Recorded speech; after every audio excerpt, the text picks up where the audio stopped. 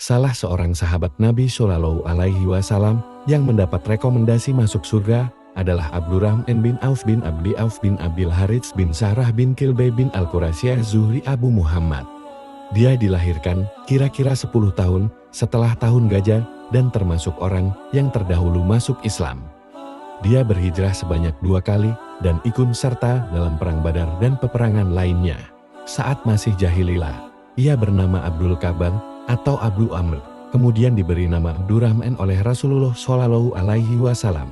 Ibunya bernama Safia, sedangkan ayahnya bernama Auf bin Abdul Auf bin Abdul Harits bin Sahrah. Abdurrahman bin Auf adalah seorang sahabat Nabi Shallallahu Alaihi Wasallam yang sangat dermawan dan yang sangat memperhatikan dakwah Islam. Berikut ini adalah sebagian kisahnya.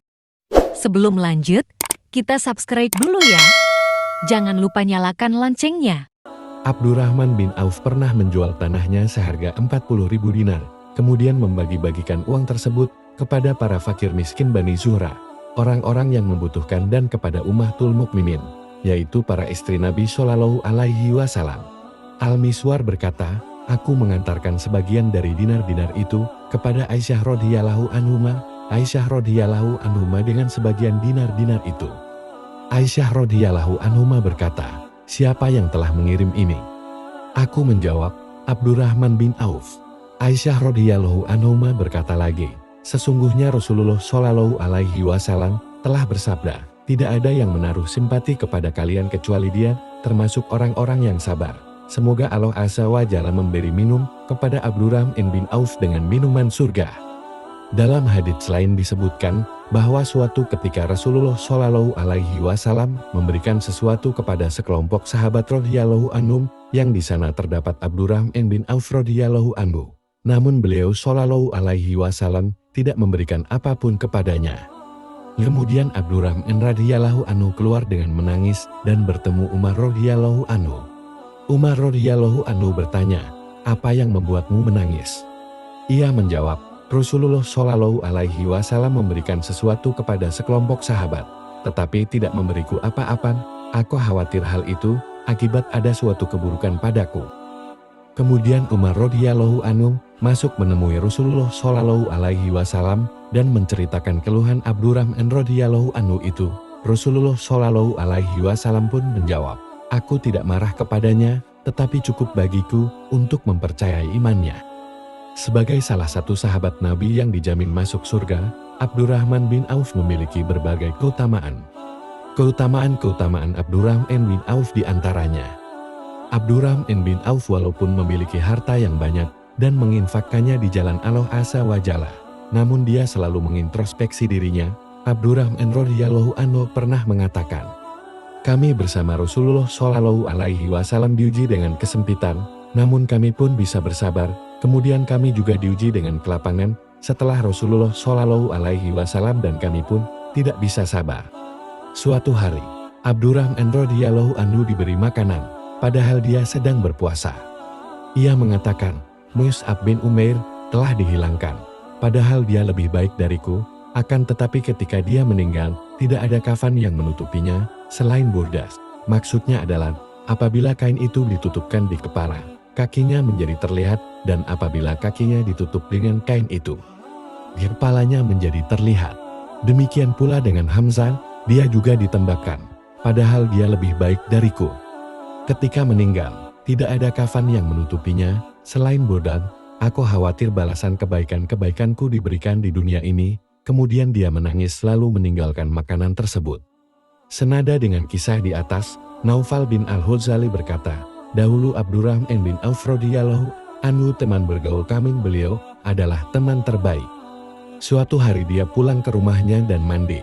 Setelah dia keluar, dia datang kepada kami dengan membawa wadah makanan berisi roti dan daging, dan kemudian dia menangis.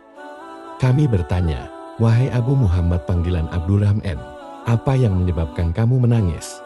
Ia menjawab, dahulu Rasulullah Shallallahu Alaihi Wasallam meninggal dunia dalam keadaan beliau dan keluarganya belum kenyang dengan roti syair.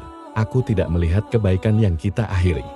Abdullah bin Abbas radhiyallahu anhu meriwayatkan bahwa Umar bin Khattab radhiyallahu anhu pergi ke Syam.